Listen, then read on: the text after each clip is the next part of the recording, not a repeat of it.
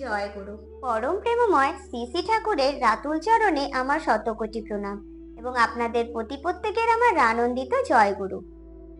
আজকে আমি পরম প্রেমময় শ্রী শ্রী ঠাকুরের একটি ছোট গল্প গিরেন্দার জীবন বদলের অবাক করা একটি সত্য ঘটনা আপনাদের জানাবো। নাপুচিতে ব্যবসা করে প্রতিষ্ঠা। 1940 সাল হবে। গিরেন্দা নামের এক বেকার যুবক কাজের জন্য প্রার্থনা জানালে ঠাকুর বলেন, মানুষের সেবা কর, তাতে পুঁজি লাগে না। গিরেন্দা ঠিক বুঝতে না পেরে জিজ্ঞেস করেন, সেটা কি রকম? ঠাকুর বলেন, তুমি মাঠ থেকে, পুকুর থেকে কচু শাক, হিঞ্চে শাক, কলমি শাক তুলে নিয়ে আশ্রমের বাড়িতে পয়সা না নিয়ে দিতে থাকো, তারাই তোমাকে পথ দেখাবে, ওইভাবেই চলো। ঠাকুরের আদেশ মতো গিরেন্দা প্রকৃতির অকৃপণ দানের শাক, পাতা, লতা আশ্রমের বাড়িতে বাড়িতে সরবরাহ করতে থাকেন।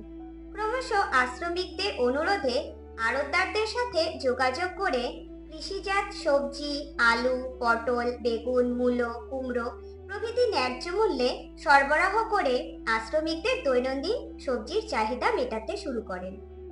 আড়ত থেকে সকালে সবজি নিয়ে বাড়ি বাড়ি বিক্রি করে সন্ধ্যায় গিয়ে আড়তদারদের পাওনা বুঝিয়ে দিয়ে নিজের প্রাপ্য লাভটুকু নিয়ে ঠাকুরের চরণে নিবেদন করতেন।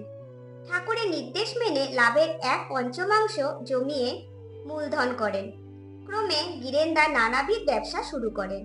ঠাকুরের আদেশ মেনে শূন্য হাতে গিরেন্দা একজন নামী সৎ ব্যবসায়ী রূপে নিজেকে প্রতিষ্ঠা করেছিলেন। শ্রী ঠাকুর বলেন, ব্যবসায় উন্নতি করতে গেলে প্রধান জিনিস হলো সেবা বুদ্ধি। তুমি যদি নিজের লাভের দিকে লক্ষ্য রেখে চলো, তাতে কিন্তু কৃতকার্য হতে পারবে না। তোমার সব সময় লক্ষ্য রাখতে হবে যাতে মানুষের প্রয়োজন পরিপূরণ করে তার ভেতর দিয়ে তুমি লাভবান হতে পারো।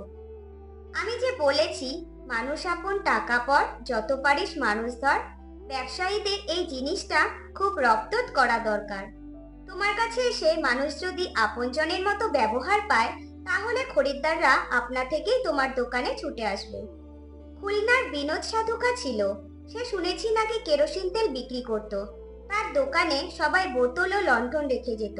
সে তার ছেলেকে দিয়ে যেসব বোতলের দড়ি পচে গেছে সেগুলিকে ভালো পাটের দড়ি লাগিয়ে দিত, আর লণ্ঠনের চিমনি পরিষ্কার করে পোলতে ইত্যাদি ঠিক করে রাখত। তাতে দিনের পর দিন খরিদ্দার বেড়েই যেত। সেবা বুদ্ধি যাদের থাকে তারা বড় হয়ই।